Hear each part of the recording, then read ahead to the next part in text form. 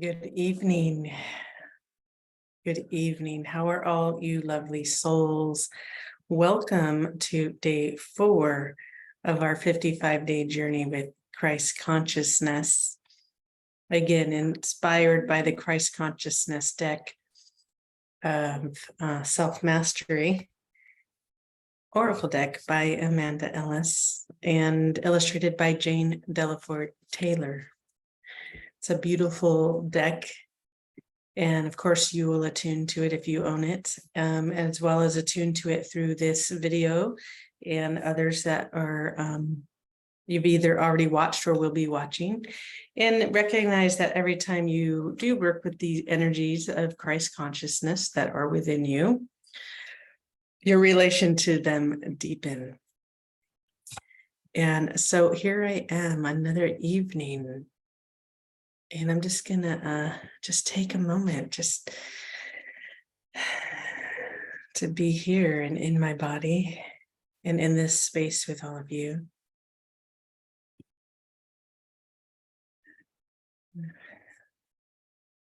Let's all Om together. It feels like for some reason as the evening came, it was like more and more resistance to coming on to this evening, and just my mind going like, nah, just do it tomorrow, just do it tomorrow.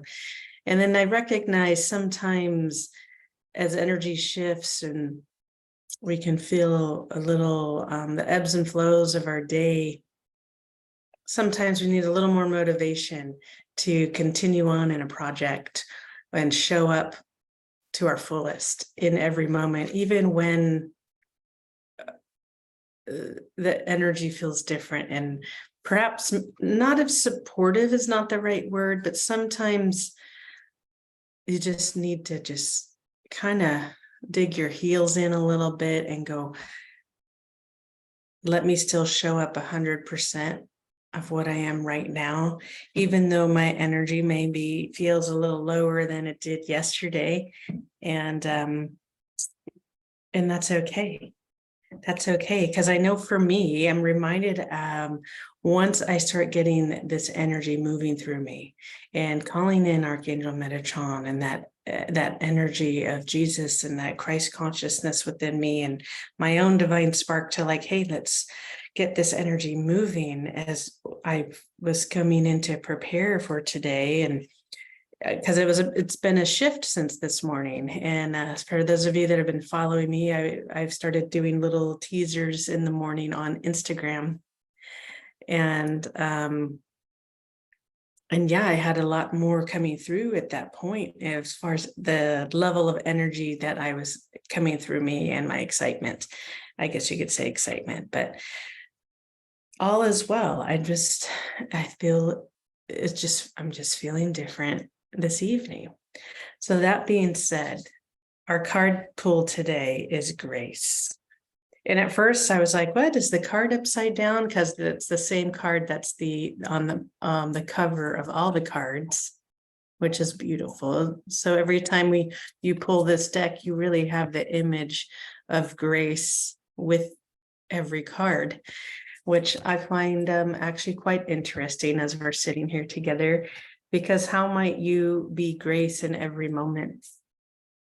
How might you carry grace, the energy of grace, and express your qualities of grace in every moment of your day and how you walk through life and your interactions with others, right? I think many of us can picture someone in our mind's eye where you just go, wow, they walk with a lot of grace, the way they held themselves up, the way they speak with their voice, the way they listen,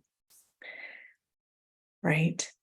There's some other gentleness that is coming through them and being exuded out through their energy. It's not an arrogance by any means.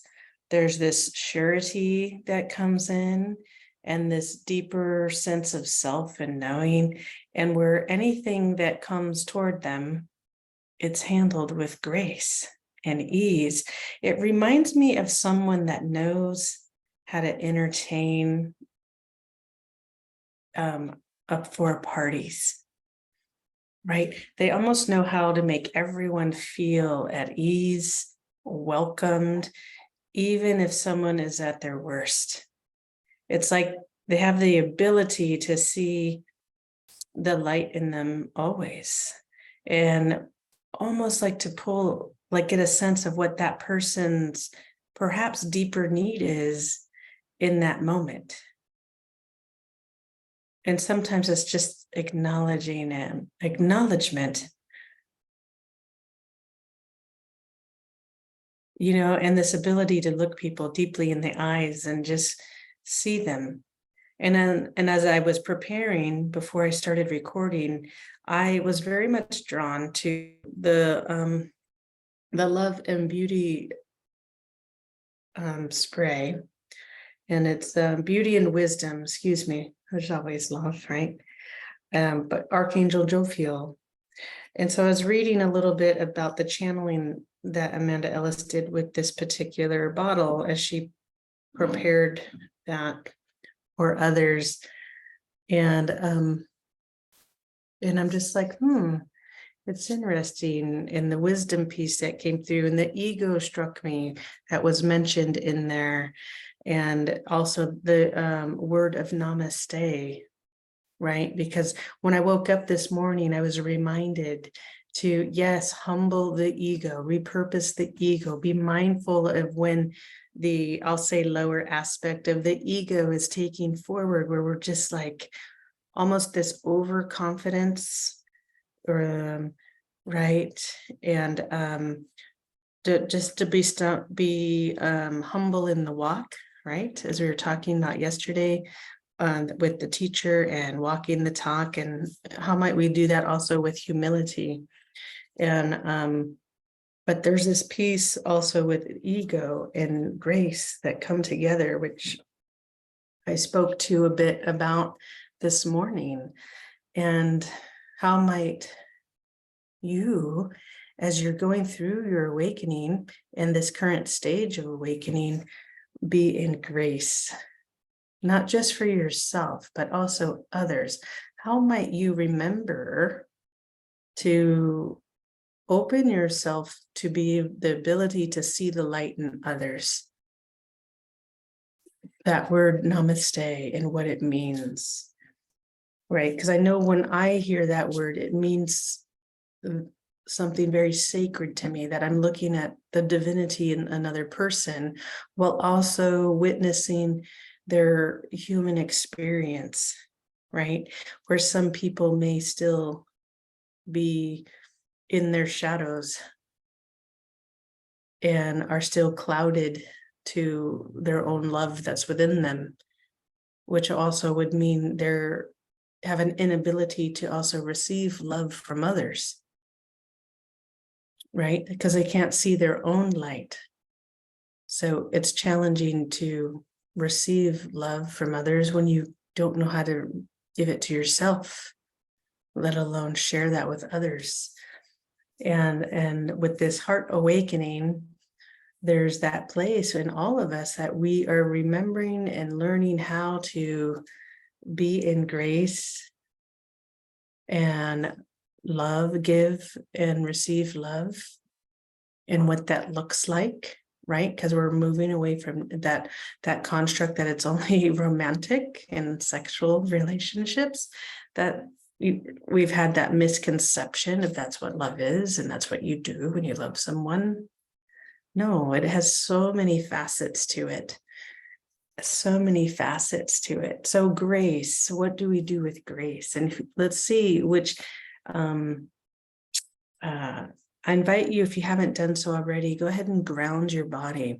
And I think let's do 3 ohms together. Like I said, I think I said that right in the beginning. So please forgive me as I feel myself a little bit bouncing around while I'm in this energy and field of grace and having it come further into my field today.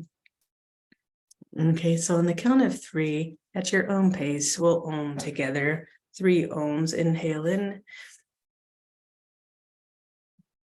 Exhale if you just need a moment. Om.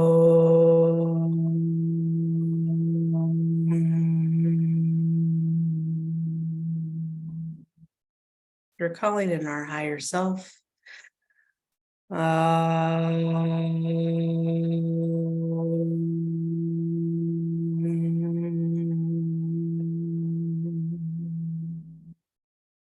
Remembering that there's 3 parts to the word right?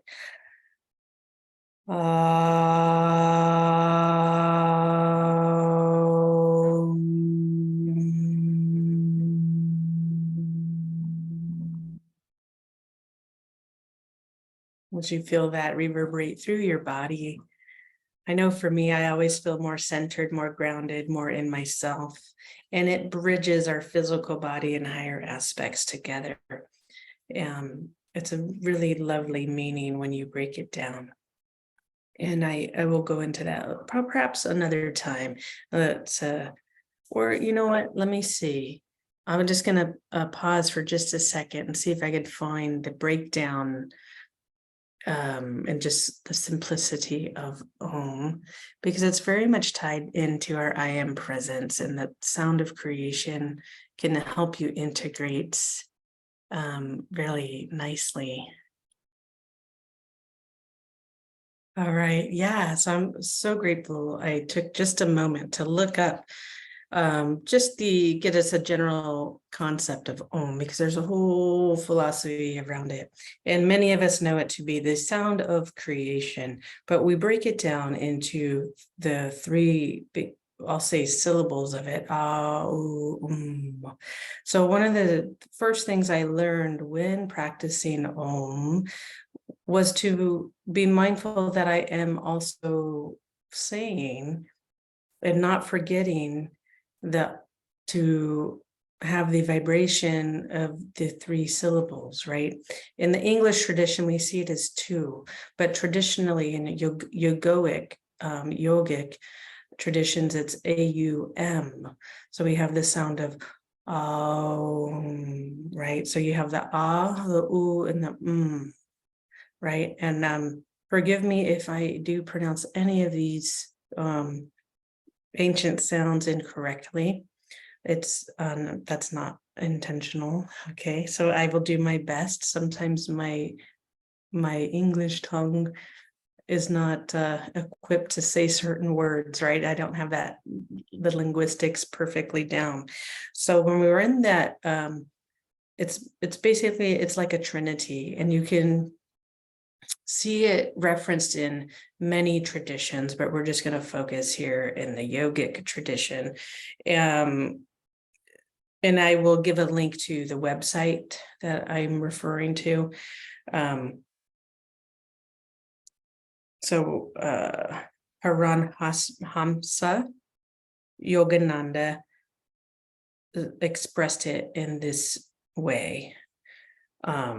So there are 3 vibrational energies when you say Om. And it's basically like a birth, a life, and death, right? So it's that cycle of it's the cycle that we're all in, right? So you have the creation sound of or you can also the manifestation sound of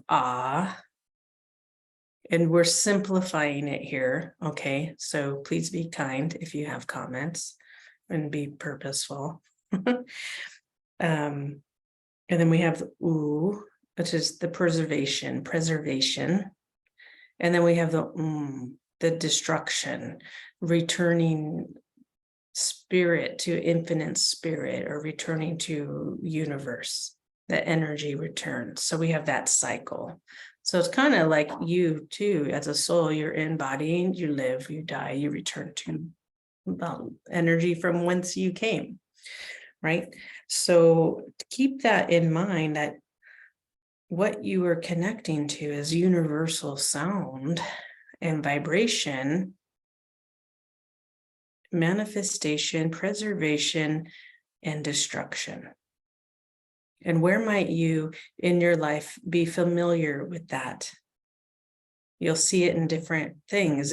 We have a constant cycle of like a death and rebirth. and energy going and receiving, right? Is it that Buddhic tradition where the impermanence, they'll do those big, beautiful sand pieces of artwork with sand, and then they brush it away just like that. And it could take weeks on end to make it. And then it's all right. And it's that practice of detachment, impermanence. You understand what I'm saying? I can't pronounce that word right now. But what does this have to do with grace? Right? What does this have to do with grace? And part of me is feeling and kind of getting this sense of the connection of the infinite, of all that is. That connection of all that is, where we could come into that golden light, that connection, that our golden light that runs within us.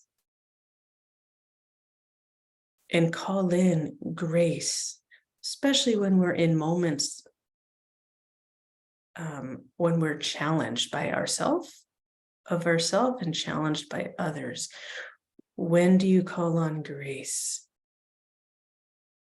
And you can take that moment, and along with it comes discernment. But when that voice in you, that higher voice in you, your I am presence, your Christ consciousness,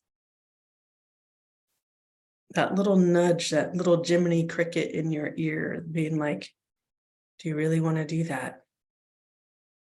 Do you really want to say those words? Or do you want to call on grace and channel the words and energy and vibration of grace? So maybe internally, you may even make that sound of Om or hum, like I talked about, I think in an Instagram post earlier this week, because that vibration will move what that energy in and out through manifestation, through preservation, through the destruction, and bring in that energy of grace. Right? If I'm having discordant thoughts and I want to react in my reply to something or someone or myself, how might I show myself some grace in those moments? How might I show someone else some grace in recognizing namaste, that the light in them, recognizing the light in me, recognizing the light in you, so I can make a choice from grace, so I can speak gracefully. Whether that means I gracefully and humbly just walk away from something or someone, or I just pause and listen and go, oh, okay, thank you. I don't even have to say thank you. I just go, and maybe it's, what do you need right now? How can I support you with what you're saying or what's happening in your life?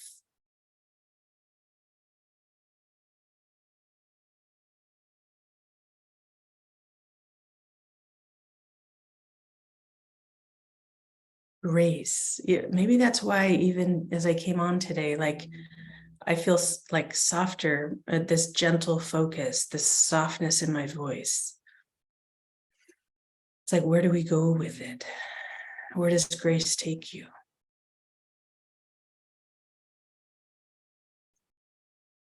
How might you glide gracefully through life?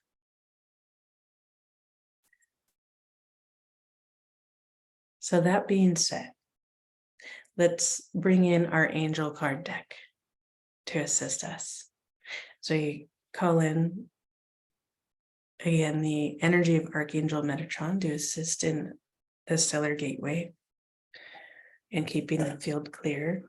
And as we connect with Jesus and the Christ consciousness energies, I'll bring his energy in with the spray. It's such a lovely spray. It makes me smile every time.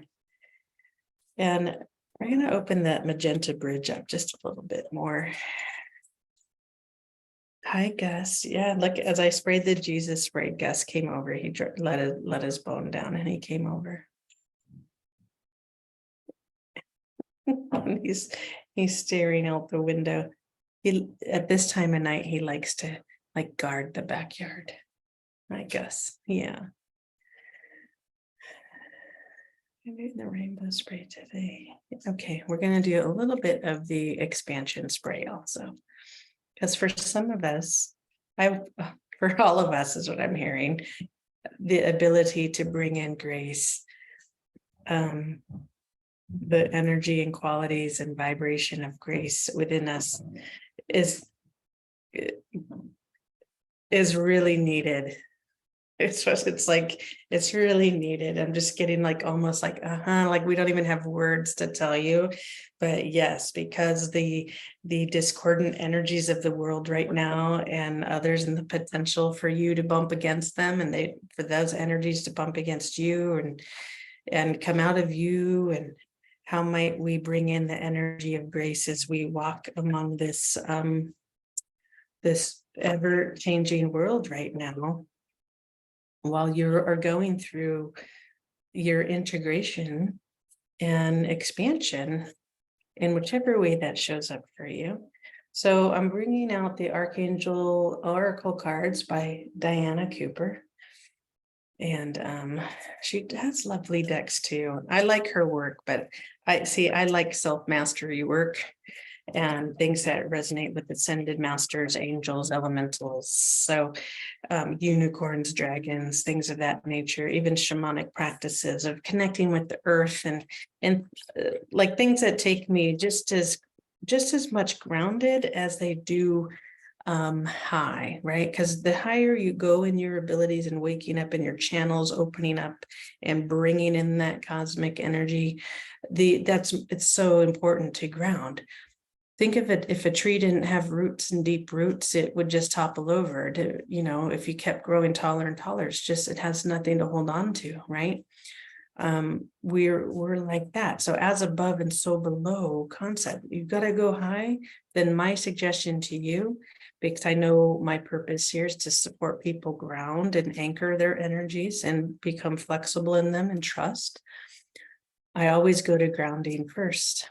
And I think you'll find most, I would say all, but I would say most practitioners and people that are moving in a certain direction, they're always going to have some sort of grounding practices for you, connecting to the breath,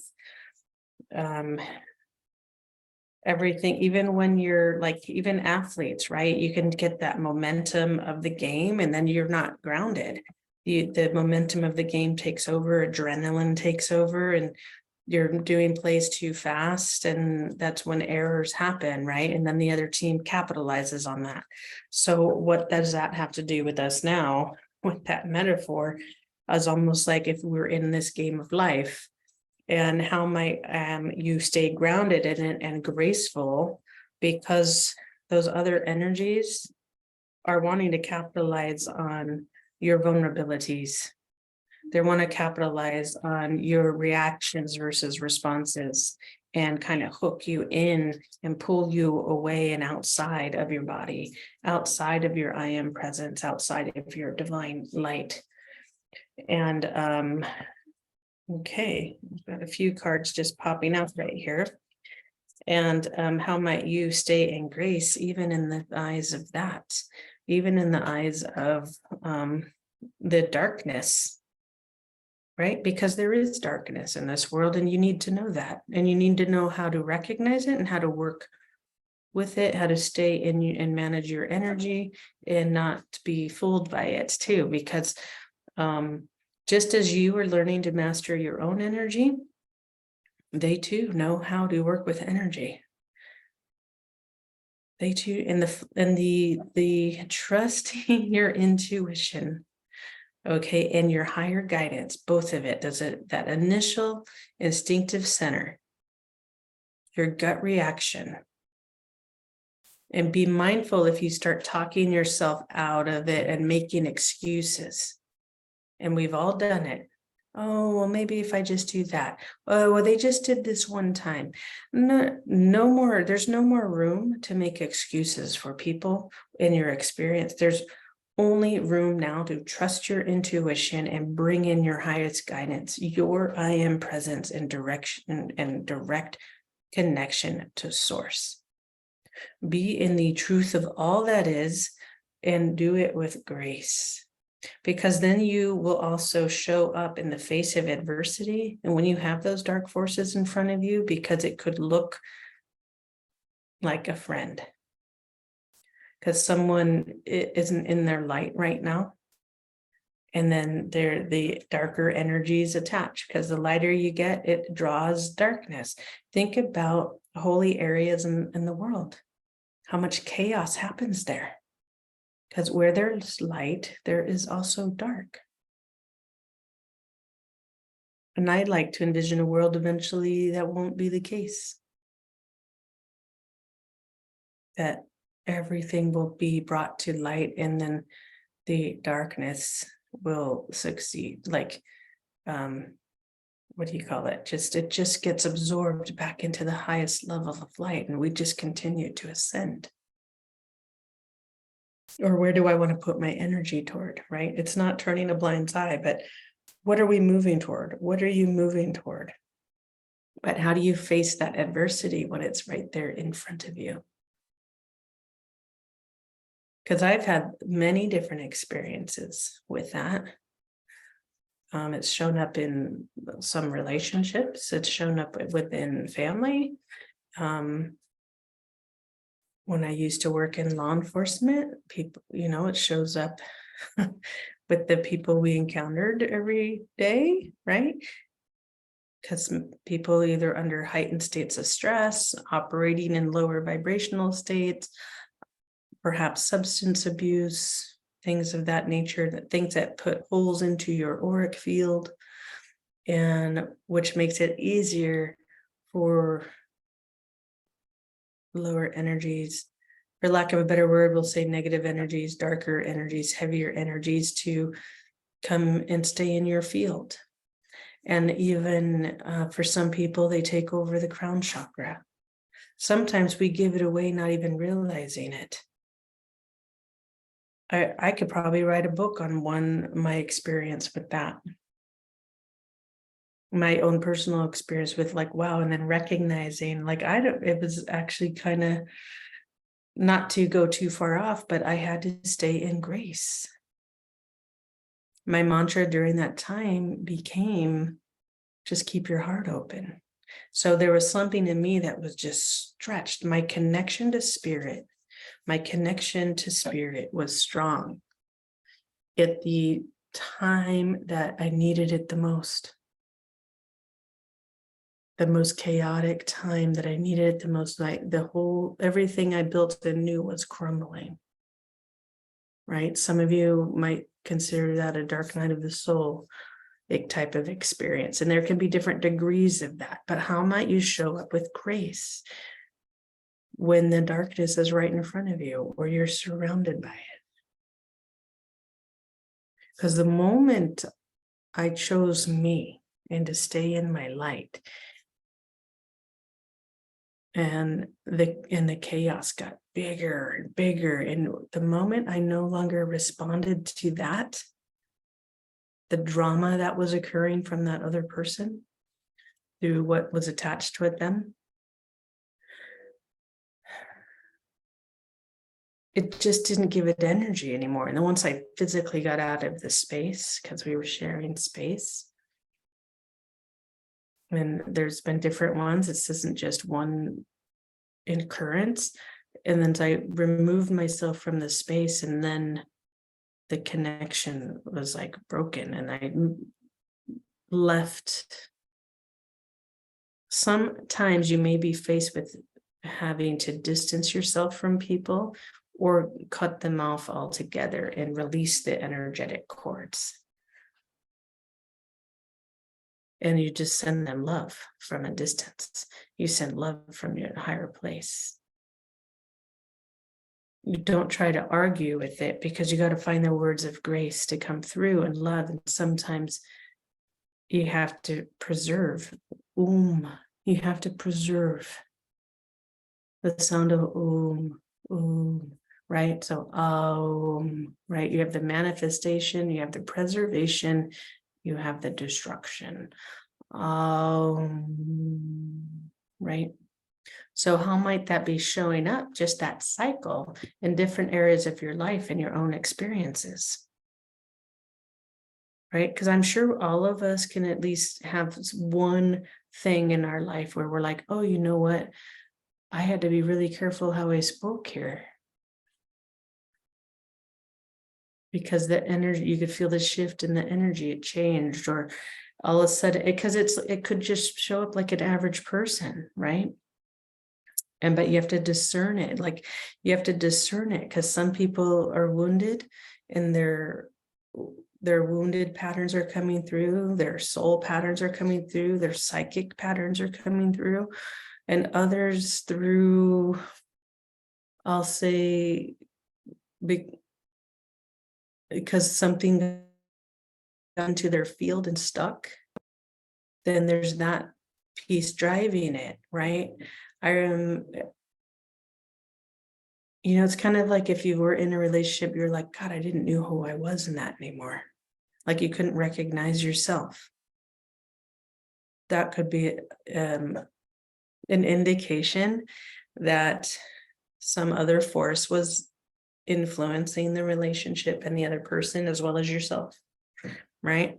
And it's all good, but it's you now learning how to manage these energies, recognize these energies, and learn how they operate. Because once you know the flags, you don't even get that far where the drama ensues. You don't even get sucked in anymore. You don't even entertain it. And then that easily, it goes away. And you're clearing your field, putting your protective spiritual protection over you, because you're becoming highly sensory and more light. So that practice, which we've been talking about, and being in your sacred space and every day reinforcing your fields of light around you, is highly important, because that too will assist you to stay in grace. To stay in grace, because you're not being infiltrated by energy that is not your own. You're bringing in direct source energy all the time into every moment of your life. And how might you walk that?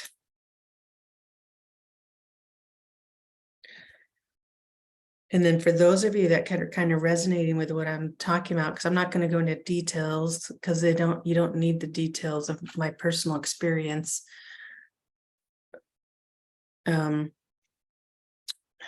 Once you get out of something, then you all of a sudden recognize, oh, wow, now you can, it starts to unwind, the energies unwind, and you're regaining yourself back. Then perhaps the entanglement becomes more clear, the energetics of it, the fact, it's like grooming behavior some people do, right? It's like these little seeds, and it's like, oh, and then you start following it. And then it's like abusers. Okay, some people that are really good at controlling, it starts off really subtle. Right. But the energies can be different and sometimes challenging to discern. But again, we're paying attention to the red flags, right? Pay attention to your gut instinct. As soon as there's red flags, and they may be persistent, in pursuing you, trust the deepest part of you. If you said no to something, trust that and continue to say no. Bring in your higher guidance, because sometimes they'll learn that energy will prey on your deepest desire, right? Oh, I'll give you all these riches. Oh, you want family, I'll give you all these things, come beat the, right? And I had that experience, but it wasn't till I fully got out that I realized, oh my gosh. Oh yeah. But it was the biggest gift, I tell you. It was the biggest gift because now my barometer for that darkness energy is so heightened that you see it coming. You feel it coming. And it could be hidden behind the most beautiful smile because the person has forgotten to activate their light, or that something's interfering with their light. So it's not to be upset with the other person, but to hold that whole experience in grace and remember namaste and still be the light. And they will either receive your light or not, and remind them to come back to their own light. But you have to preserve yourself in the process and do it gracefully. So sometimes that means we don't speak. We just listen. Sometimes it makes us, we move ourselves out of a situation, even if it's with a loved one where we're just like, yeah, they're not ready to really hear the truth right now. So it's kind of like know your audience too. So you're just gonna listen and not really allow anyone to just dump all over you either, because you could be like, I'm just listening. I really don't know how to assist you right now. What would you like? Or, or you're just listening. That's really all I can offer. Or you just move along, right? Don't take on their problems. And it can happen so subtly, like with, oh, here's my house key, or hey, let me give you a lift. And then they kind of subconsciously, they just kind of almost make a like a list in their mind, and it kind of hooks you in slowly and gently. And before you know it, you're just like, what's going on? And how am I got entangled into all this? And it's very masterful, really. It's very masterful. So moving along, here's who of the archangels who decided to be with us and grace us with their energy and presence today, because they're like waiting. They're like, come on, okay, enough of that, Gina. I think they get it. Be aware of learning about darker energies, to be aware of that. This is light work for you. You got to be aware of it, not to be afraid of it, but dissolve it with love, dissolve it with grace. And okay, so let's see. We have Archangel Amethyst. Beautiful Archangel Amethyst that popped out. Prepare for something better. Purify your life with love. Prepare for something better. And we have Uriel, and that came out with Archangel Amethyst. Come into harmony and balance. Use power for peace. Use power for peace. And we'll come back to all these. And then the first two that jumped out of the deck when I was shuffling them, we have Lady Gaia again. Remember in day one, we had Earth and Lady Gaia, I believe is day 1 or 2. And okay. And then mastering our mysticism was in that. Lady Gaia's message is, your challenges are lessons. It's so perfect, especially working with grace. You are loved and welcome on earth. Remember, we were invited here and welcome here to do our lessons, to have our lessons, but also to do our work on a soul level and our purpose here, our divine purpose. Okay. And then we have our Archangel Mary. Open your heart with compassion and fold others in love. And that's kind of what we've just been talking about. How might we hold this all in grace? Namaste. I see the light in you. Love. Dissolve it all with love. But it doesn't mean you have to be the target. It doesn't mean you have to be someone's battering ram or target by any means. No, no, no. We get to dissolve that that idea too. Like so many, well, men do this too, but that divine feminine energy that's been squashed, right? That is resurrecting in all of us, women and men.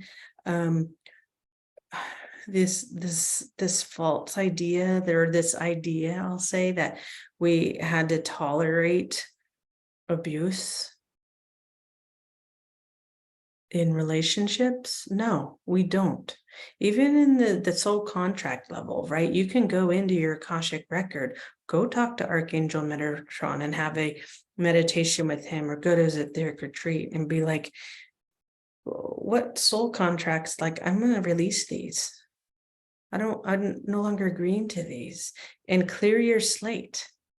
The only ones that will stick are the ones the lessons that you are truly meant to have in this lifetime, right? There's some of them you will still have, but now you can go like, hey, yeah, I don't want to agree to that anymore.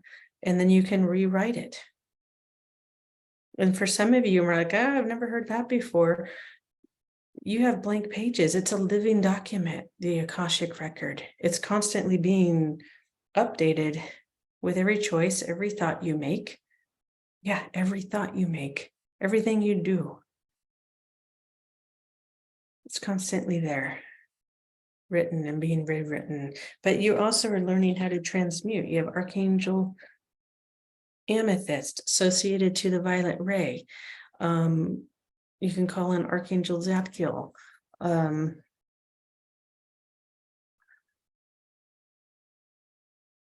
Yeah, so be in grace. It feels like it's also,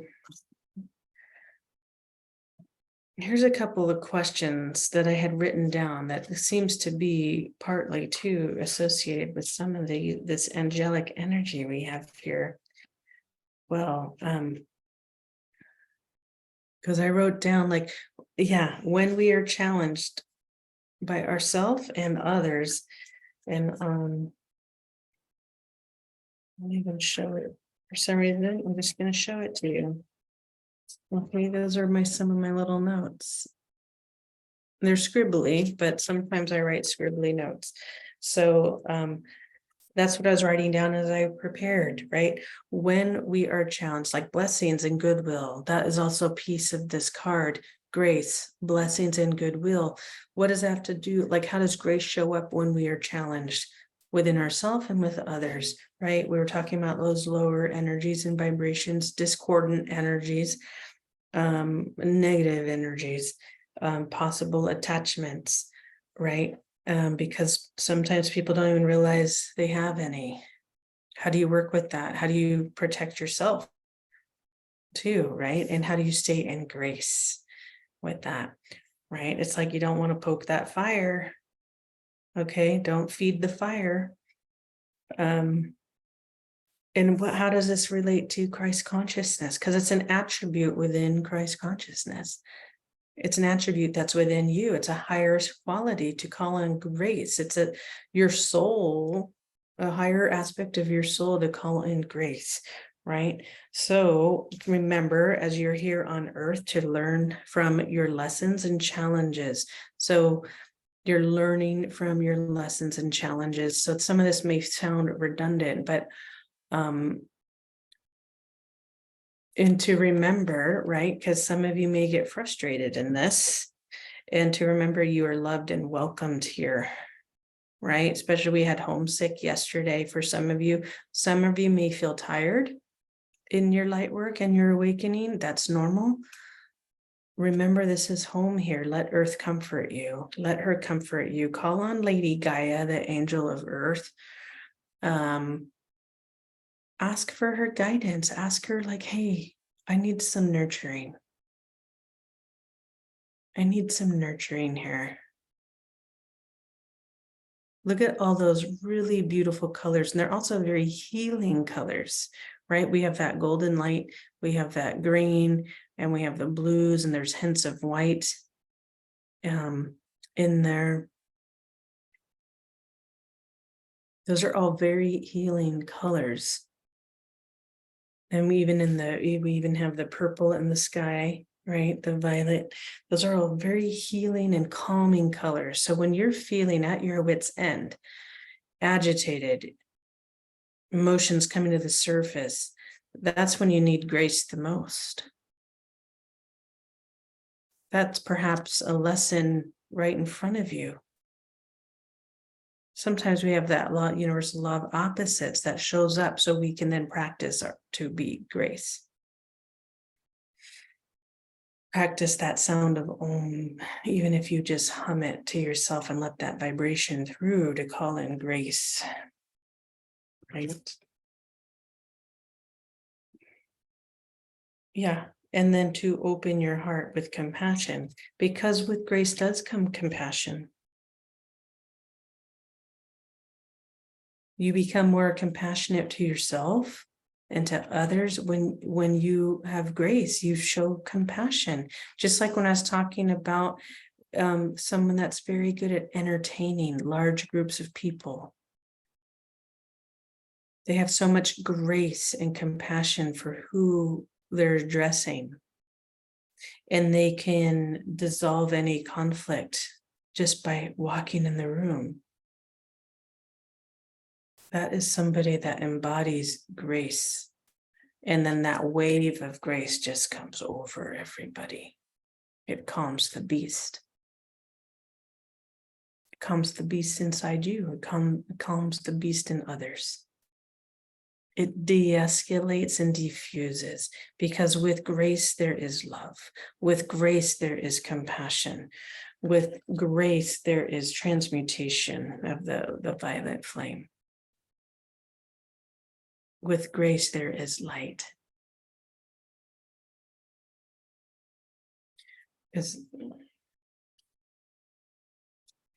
With grace, yeah. And look at how, this is so interesting. All of them are holding something. So you have Archangel Mary that's holding that baby wrapped in violet. And look at how pearlescent her colors are, because that's the direction you two are going. Your light body, the higher your vibration holds, when you hold those levels of grace, you're angelic. You're opalescent. Whenever I picture someone that walks in grace, the image I have in my mind when we talk about that, the hostess that's entertaining us all, is this like woman who's, even their partner is graceful, right?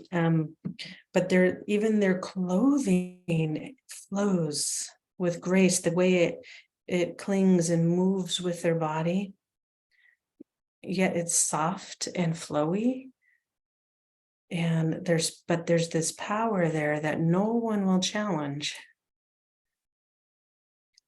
And they just walk in grace almost as if their feet don't touch the ground. Because that's how grounded they are, but that's also how light they are. So how might you be that? How might you work toward becoming that in your actions? And it's brought on too with smile, the ability to bring in smiles. We're reminded of that with the Archangel Jophiel spray, this golden light too, to this beauty and wisdom. There's beauty and wisdom and grace.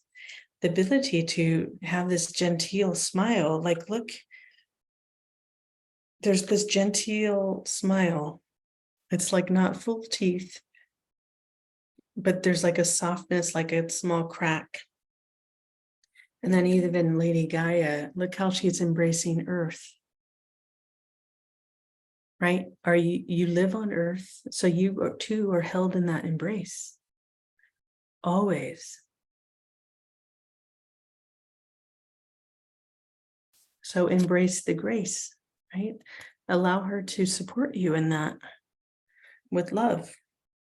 And the purification of your own heart, that purification of your own heart, your own mind, your thoughts.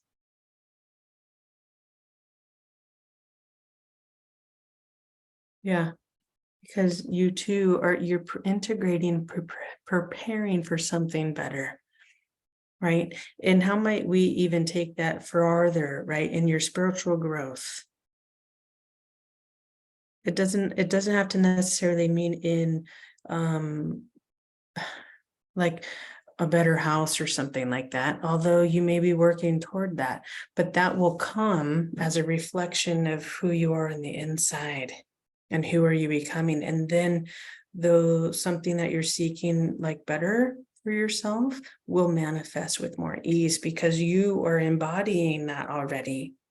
And then what matches your being, right? Like it may be a small little cottage. For some of you, maybe it's a mansion. I don't know. I know what I would want. And that would be a reflection of me. Right. But you may want something different. It could just be a little 1-bedroom place. It doesn't have to be something extravagant. But what's better to you in your evolution, and it's not about greed, it's not about the materialism, like having more and more stuff. It's about like, I'm going to upgrade, and so it's my life. Right? It could be from someone that lives in nature and they decide, you know what, I actually want a roof over my head now, and that feels better to me, but I still want nature. So maybe they find a place to go rent or buy that has land. And maybe they're like, oh my God, I love it. Right? That's how a friend of mine lives. She found a lovely place. It's a little studio.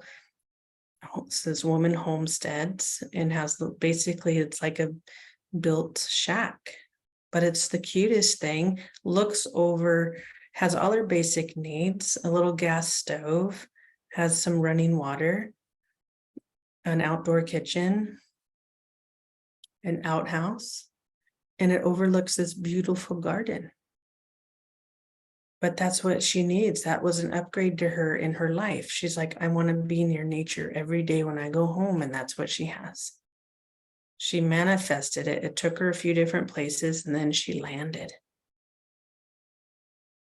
Because you're clearing the way as you purify. You're clearing the way for something better to come in, but you're also doing that with grace, through actions that are graceful.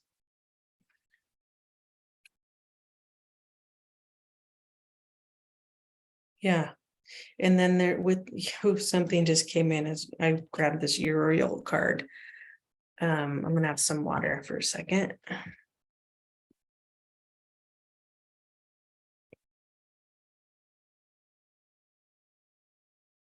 And I'm also gonna spray Archangel Michael and just ask Metatron to come in just to make sure and assist me in my energetic fields. That it's a being of light. I'm gonna kind of go ahead and clear our space a little bit too. There's a white ray of purity. I'm going to clear the space a little bit more and just sit here just to pay attention to that whenever you guys are becoming into your open, you're more open and starting to connect more. Okay. There's subtle energies and sometimes things really come in and your body may have to integrate to that energy, but you also want to make sure it's an energy of light that's coming in. So the being of light that's come in. Okay, good. Anything else need to be cleared? Is everything cleared? Okay, good. Everything's cleared. I was just checking, double checking. Nothing wrong with double checking. But I'm gonna relight the sage, just have the smoke in here. Just give me a second.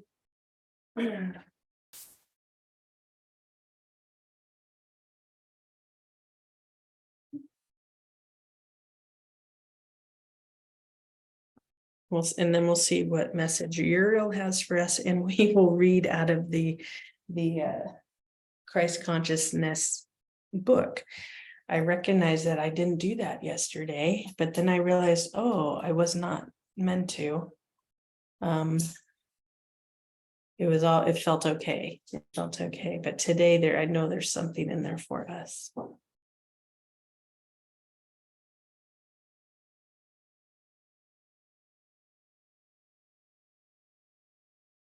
Yeah. Okay, so you may see smoke waft across the camera. Let's just have some sage burning as that energy came in. And okay, Archangel Uriel. So we'll take a little more. Oh, then there's something about amethyst too. Look at that golden light coming in through the crown. Right. So when we're working with Christ consciousness energy right now, too, there's another influx of golden light coming in through you, into you. So to connect with that golden light. And this reminds me too with healing. So whenever I've worked with a client or have been worked on myself, and even in my earlier days when I was learning to do clearings and balancing the energetic bodies and the chakra system, but also clearing and occasionally having to do entity removal, but that's with when the person was ready, and teaching them how to take care of their field, teaching, because you have the power to do that. You just have to be taught. And sometimes when we're at certain phases, we need assistance, and that's okay. That's okay to have assistance, but to know that you have the power to clear your field, right? I know when I was going through a lot of stress and some more chaos, like I called a practitioner that I knew and trusted, and because I knew I could be fully present for the work we were doing together and what she was assisting me with. And I needed someone that was, sometimes we're too close to our own stuff and we need some guidance and support in the clearing. But ultimately you play a large part in that, and you should learn how to do it. So in my opinion, any good practitioner of integrity, because you're also paying for their service when some people gift it, but they should also be teaching you the skills, and you should be open to learning those, because otherwise you're just gonna, it's an important, this is self-mastery. This is learning your energetic field. This is learning how to manage your energies. You got to learn how to do these things. These are the skills that are being asked of you to learn, I guess. Okay, so that golden light is coming in. Okay, so how might you integrate that golden light? Okay, and so Archangel Uriel is coming into harmony and balance. And that is the Archangel Raphael spray that I have right next to that wisdom of balance and harmony. So we'll go ahead and bring in this spray too, in conjunction with Archangel Uriel. Oh, that feels nice. It smells nice. Even the color, it's like that emerald green. It's lovely, and they're kind of complementary colors, right? Like, right. So Andrew's working with the color. You don't have to own sprays and aura sprays, and they don't have to be these.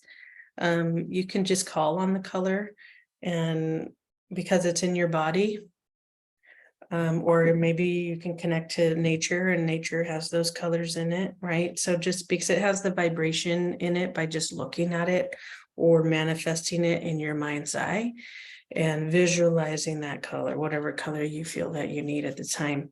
So Archangel Uriel, let's take a closer look at this card too, and you'll notice again, it feels like the Pleiades again, your star family. This connecting to the stars can be really important to call on grace for higher guidance. Like earlier in the week, we connected to the Pleiades, and healing through love, right? Healing through love. So healing also through grace is a very loving act, because you're bringing love in. Grace has an abundance of love through it, right? Because you're also doing no harm to someone else when you call in grace and perhaps choose not to share the truth that someone is not ready to hear, right? And it may add insult to injury. So remember to do no harm, right? And those of you that are practitioners as well, it's like to do no harm. And in the work that I do, and I tell people this is about harmonizing you with your bodies, with your energies, and finding resolution within yourself so you can propel yourself forward and integrate your higher aspects, right? Some people are not ready to do that, and then I don't hear back from them, and that's okay. Others are, and they're just like, yes, sign me up. And it's perfect. You just meet them right where they're at, right? And meet yourself right where you're at, and it's all good.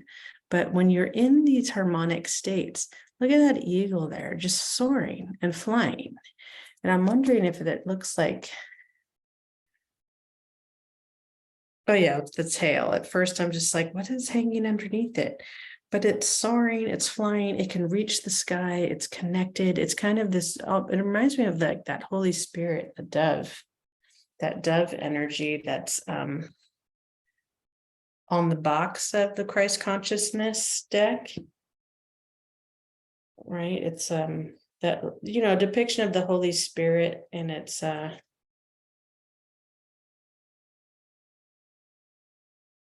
going to see if it's in the book too, but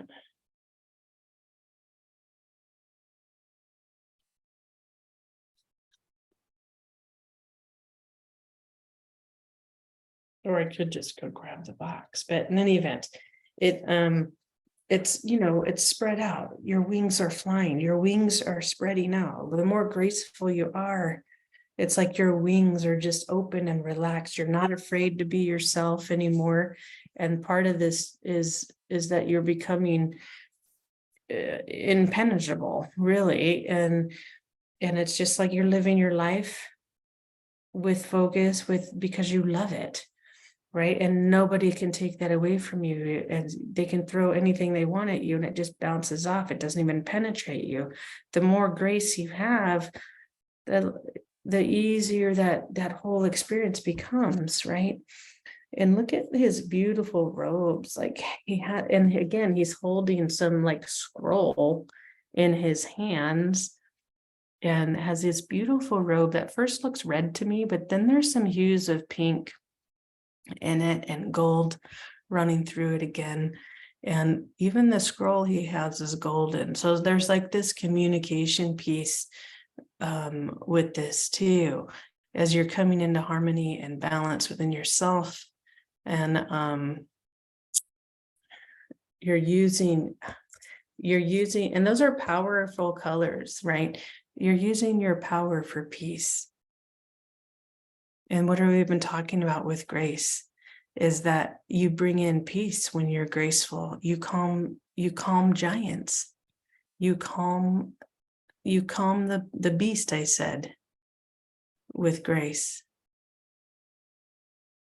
And it dissolves. It just the emotional body dissolves into love, right? The discordant energy just gets dissolved and engulfed by your grace and love.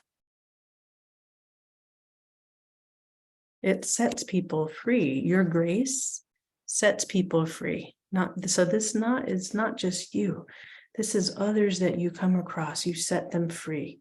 You show them grace. You show them mercy. You show them forgiveness, because it's not personal to you. These attacks may feel personal, or experiences and challenges, but it's not personal. Some people know not what they do. And how do you show that? With grace. Kind of my experience I've shared on Instagram a little bit, which I found totally fitting with this week and how things have been coming up, even with the Christ consciousness deck. It's been a nice teaching moment. Because I too am always putting these things into practice and in my own mastery with them, and recognizing as I'm reading this thing before I responded, and because I waited for grace to come in and my higher self to come in before I responded. So connecting with your higher self is a big component. And so there's that piece too, where he's calling in potentially that higher guidance, the stars, looking to the stars for guidance, right? And so anyway, between the lines, have you ever said, like, read between the lines? There's all this information that what's not written, what is not seen. So is our subtle energies, what is not seen, that is really happening. And so when I recognized that and I remembered those things, then all of a sudden, all those currents of energy running through had nothing to do with me at all. Nothing to do with me at all. And that whole response to me just participating and bringing people together, there was such a disconnect in her response to mine, it made no sense. And that too can be a red flag when someone's operating on some other energetic frequency or some interference, I'll call it, is happening. It's not in alignment, and it could be attachments, it could be old patterns, or it could be both, right? And in this case, I feel it's both. So, but you will learn how to discern that and bring your power is peace through grace. So let's see what grace, and for you that follow the numerology, we have the number 14 today. I didn't look that number up today. You're welcome to do so on your own. So grace, blessings, and goodwill. And we're going to take a look at what the card has to share with us today.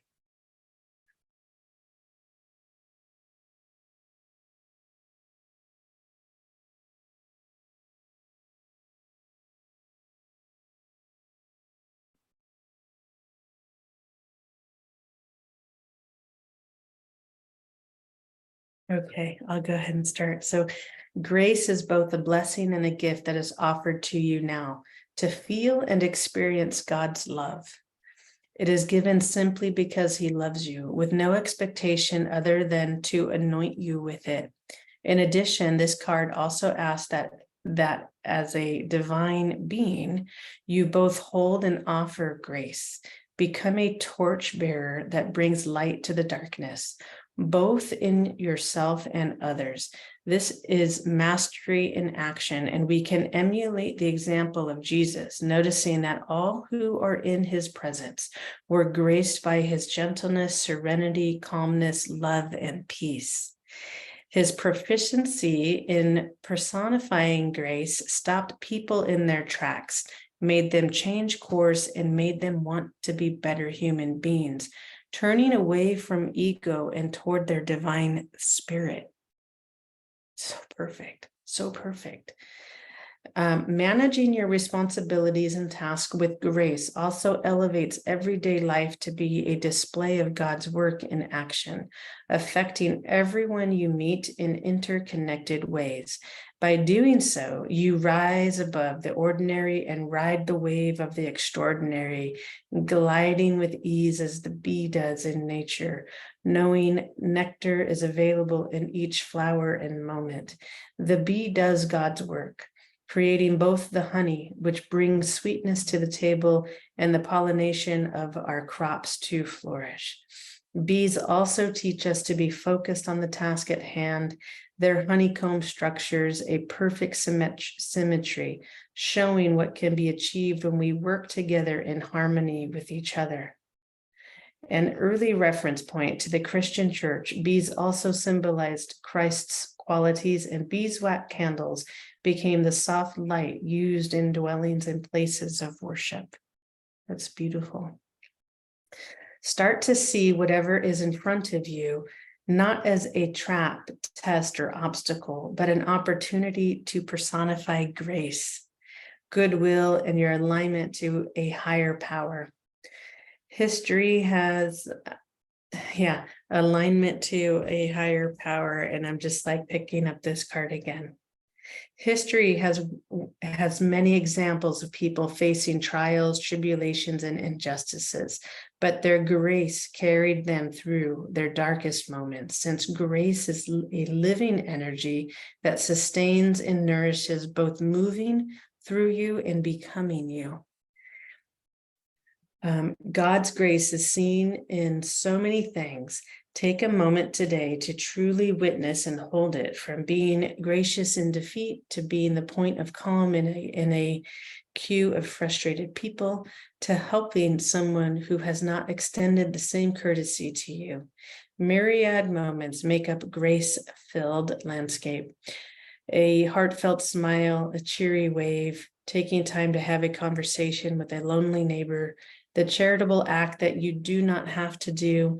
All of these are acts of grace, and by their very nature, elevate your own consciousness and in turn, the planet's vibration. Grace is gifted freely. It does not come with any condition or expectation for something in return, although the universe always notices and thanks you anyway. Thinking about your life, how could you demonstrate grace today? It is there. How can you demonstrate grace today? Is there an opportunity to give back to another, to give freely, to be of service by offering your grace and presence?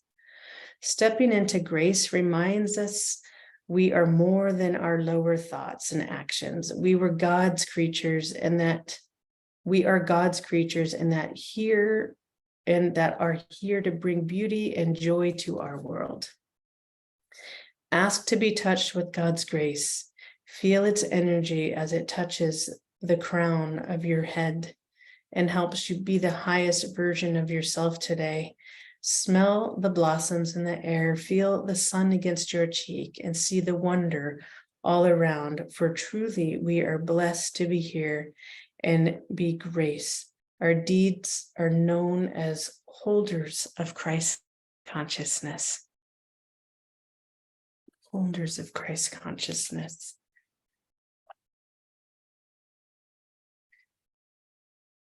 And I'm just asking if that was the influx of grace that I felt coming in when I kind of paused. Yeah, it was that other level of energy coming in. What a beautiful energy to be in grace. So I'm just going to ask if there's anything else for us. And okay, it's like pick a color. So we will, so fast. They answer so fast. Metatron. And Jesus. And I'll just oops. I'm shuffling a couple of things around here for a second.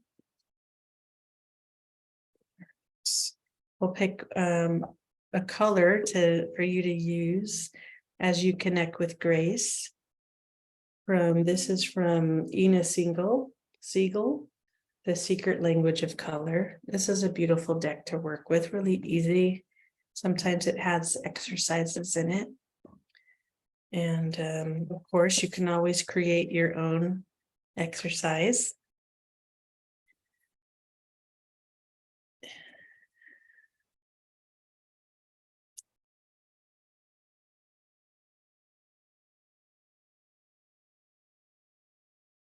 So I haven't used this deck for a while, so I'm just going to clear it and just give it some energy. Always clear your divinity tools before and after you use them. Okay. Because these are all tools of divinity and divining. All right, so we're going to ask for color to support you and us with working with the energy of grace. What color can we use to work with and foster the energy of grace into our bodies, into our being, into our way of life, into all aspects? Let's see. Okay, I don't know if I have that shuffling on. You could probably hear me shuffling. Okay, well, two cards kind of turned over on me. So we have, oh, interesting, Bahan. Okay, So we have plum. So let's see, what do we want to do with these? So I'm just hearing let them pick. So whichever color resonates with you most at this time. Plum, which is to overcome your challenges gracefully, right? Sometimes we'll have that law of opposite, or the world will bring stuff toward us to practice being graceful. And then we also have brown. And I love that there's this plant that's earthy. It's like fresh soil, but it's establishing boundaries too. So some of you may perhaps maybe work with these colors at different times or together. You'll know, trust your intuition. First, let's start with the plum, because it's interesting, because it's really, plum is so rich in its dark color. Because when you have a good plum, it's that tough skin on the exterior, and then you get to this really sweet, because it can be tart through the skin, but then you get to this sweet, juicy meat of the fruit, right? And it can be such a messy tree too, though. But they can be so savory, like juicy and watery, right? So it's like, how do you overcome that tartness and the tough exterior of when you're wanting to get to the juice and the goodness, the love, the sweetness, right? So call on grace will assist you. The color of plum will assist you in navigating that. And let's see what the card has to say. Oh yeah, before that, but then we also have the color of brown, but we have this beautiful green growth here, because with grace also comes boundaries. With self-mastery also comes boundaries, and new boundaries for yourself that you create. Not everybody's going to like your new boundaries, because that means they can't communicate with you the same way. You're creating new rules. It's like you change the rules to the game on them, right? And they didn't know, they didn't get the memo, right? For those that are not awakening yet, okay, and that's okay. Be graceful in your change. Be graceful in your evolution. Be graceful that the relationships are changing, and they're either going to evolve with you or not. Right. So some will still stay, even though they're not awakened. Some will grow with you, and your presence will awake them, right, to themselves. They may become more inquisitive to you. Others, they can, but not because you're purposely doing this, but it can cause people to repel from you, and that's okay too. Some people come back, others don't, and call on grace and trust, right? You can always communicate through your I am presence, but remember what you're working for and toward, okay? And then call in your soul family, like we talked about yesterday, to bring in your soul family and those that can just be in your presence, and you can be in theirs, and life is easier and graceful and with more ease, right? So boundaries are really clear here too, because you're becoming more pure. So you have to have really good energetic boundaries, personal boundaries, physical boundaries, creating time for yourself, being okay with that, becoming okay with what you need, and that it's not selfish, right? And you know the difference. Okay, you know the difference, but it's also like, and being okay with people's not liking what your no is. Be okay with that, because you can't control how someone's going to receive your new boundaries, but you can be graceful in it, right? So you can practice grace while creating new boundaries, and what's going to happen is new growth is going to happen. New, lush, fertile, you're going to have more fertile relationships. You're going to have more quality within your own growth and your own way of being as you get used to that. And it could be even like, I'm not going to work today, or just half day, or whatever. Like you have the ability to communicate and take care of yourself, right? That was one of the most powerful things I learned was like, nothing had power over me, right? And I worked in law enforcement. It's very quasi-military, and it's very like command oriented, right? Who's your superior, and you go up the chain of command kind of thing for everything. And then once I realized, and I had to go through certain things, I was going through some life experiences, and I'm just like, well, I asked myself, what is the worst thing that can happen?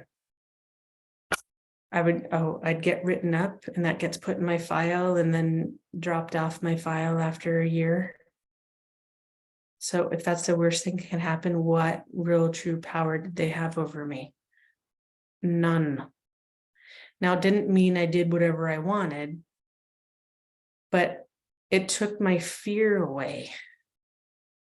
I regained my own sense of power. I could create a new boundary for myself and being like, no, I'm not available to work overtime because A, B, C, or D, right?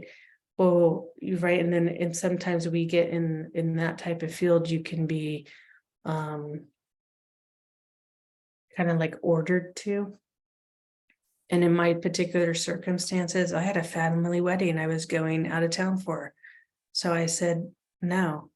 And then my manager leaned over me. I'm all, you understand what I'm saying? And I said, yeah. There was no fight. I didn't have to raise my voice. And I'm all, no, I hear you loud and clear. And I'm not available to do mandatory overtime. I am not available. And then the questions start. Well, where are you doing? Is it out of town? Do you have to fly? And I didn't even answer those questions because I didn't have to. It's my personal life. And I said, that's none of your business. And it wouldn't matter anyway. I'm going to a family wedding. I am unavailable. Right. And then the intimidation started, brought in other managers. And these are the things that you may get faced with. We're going to keep pushing and pushing until that person concedes to our demand. When you're in your personal power and you're in your flame and fire and alignment, you don't have to argue anything. You speak matter-of-factly and gracefully. And I even said, well, if writing me up is what you have to do, then do it. But I won't be here. And you know what happened? Nothing. Someone else took the overtime. So all that big fuss and fuss, when all they needed to do was go, all right, you know what, we'll see if the next person on the list can do it. Simple as that. No one will be able to intimidate you anymore. Ever. Nobody, even entities like government. And that's a scary thing for government because they're wanting to control all of us through fear. But it doesn't mean you have to go push envelopes all the time. It just means you can just live your life, right? The politics will be there, but if you're not putting energy into it, how does it truly affect you? You created a new boundary for yourself, even with that. You can still participate in whatever way you'd like, but you created a new boundary energetically for yourself that brings more ease to overcoming your challenges, right? Because there's plenty of things that people don't like or agree with, whether it's government, friends' choices, your own choices, whatever it may be. How do you overcome those challenges? Illness. How do you overcome the challenges? Use plums. What are you cultivating with these new boundaries? You're cultivating some new growth, new relationships, quality. It even reminds me of like basil, some sweet basil, holy basil, right? Holy basil. I keep hearing that. Let me, I'm going to pause for a second and look up holy basil. Okay, this is so perfect. Holy basil. So I'll pull up that screen real quick. Come on. Okay, holy basil. I'll read a little bit and I will leave the link to where I'm getting this information from, this website called chromaherbs.com. And because it's used in Ayurvedic, it's Ayurvedic practices. Okay, so I'll just read from the website. Holy basil, also known as tulsi, is a plant that has been used for centuries in Ayurvedic medicine for its medicinal and spiritual properties. This aromatic herb is known for its rich history and its ability to promote physical, mental, and spiritual well-being. Here are just a few benefits. And so some of the physical benefits, I'll go through them pretty quick. It may reduce stress and anxiety. It's known for its adaptogenic properties, which help the body adapt to stress and promote a sense of calm. So some of you maybe look into this on your own. Again, I'm not a physician of any kind, so do your own research, make sure it's okay for your body. Usually herbs are, but again, do your own research. It can boost the immune system. It's antioxidant rich and anti-inflammatory. So it supports your immune system. It protects against illness and disease. Good for cardiovascular health, cognitive function. It's believed to have neuroprotective properties. This may be beneficial for those of you maybe going through some memory things. Sometimes when we're integrating stuff and energy, we can feel ungrounded. So it's really important to ground. And sometimes when we're not grounded, we can have a bit of a fog, just be like, where am I? Like here and this and that. And so pay attention to that. Perhaps this is a possibility to support you in your cognitive function, and improving your memory, and also it's like your neural pathways, your neural system. It can help relieve respiratory conditions.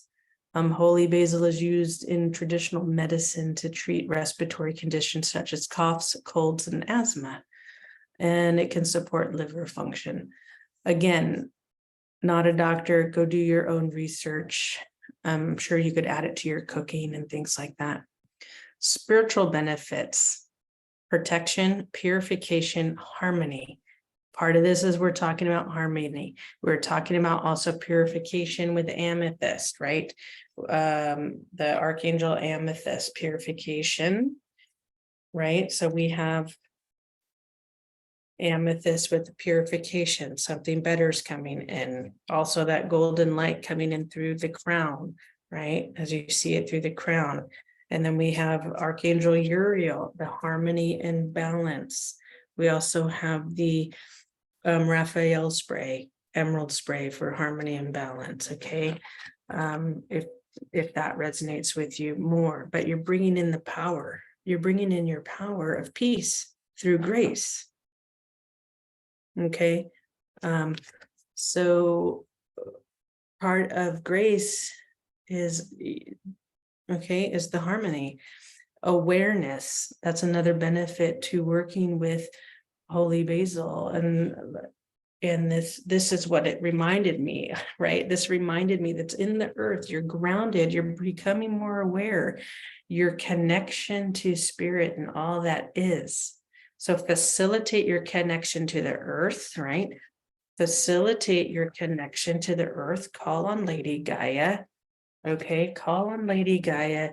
Really important to facilitate that connection as you are connecting to grace, higher wisdom, inner wisdom, higher levels of consciousness, right? That golden light, that Christ consciousness energies, your crystalline body energies, your Christ light energies, your cosmic, it's cosmic Christ, cosmic heart, your connection. Holy basil is also about connection to your spiritual realm, as well as with other people and the natural world. Okay, you're fostering new connections, right? And then with boundaries, right? That also means boundaries, new growth, new connections.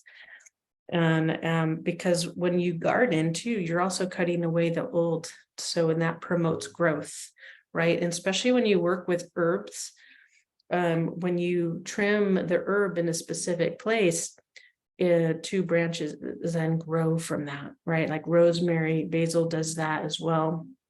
You trim in a specific way, then 2 shoots come off of that, and then the herb continues to grow and foster more abundance from the proper trimming. So be okay if that uses a metaphor for you to trim your life. Trim your life, and that may mean some aspects of it, whether it's the way you work, the way you spend your time, or who you spend your time with, that you're cutting things out so you can have more quality in your life, to bring more grace to your life and presence, and your physical I am presence into your body. Okay, so their brief summary of holy basil is as a plant with a long history of use in traditional medicine and spiritual practices. It is a physical and spiritual benefits. Its physical and spiritual benefits make it popular herb for promoting health and overall well-being. If you are interested in trying out holy basil right now through, well, they have a little discount, but that's already come and passed. Anyway, I will leave the link to this blog so you have it. And I'll leave us with that, with grace. So practice grace, practice boundaries, grounding, be good to yourself and nurturing, smile. And I'll see you as we prepare for day 5. Much love to all of you. I'm Gina Libido, Soul Inspired Reflections. And be sure to like and subscribe. If you find this content beneficial and you'd like to share it with others, please do so. And remember, take only what you need and what resonates with you. You can always come back to the content later. And more importantly, as you connect with these energies, not just what's coming through me, but what's coming in through you and your downloads. And journal, write it down, and maybe you'll revisit your thoughts again later. And call on Lady Venus. She showed up for us earlier in the week with supporting us with the wisdom and higher downloads that are coming in to your body, your being, your thoughts. So with that, I bid you adieu, and I will see you again for day 5, 55 days of Christ consciousness.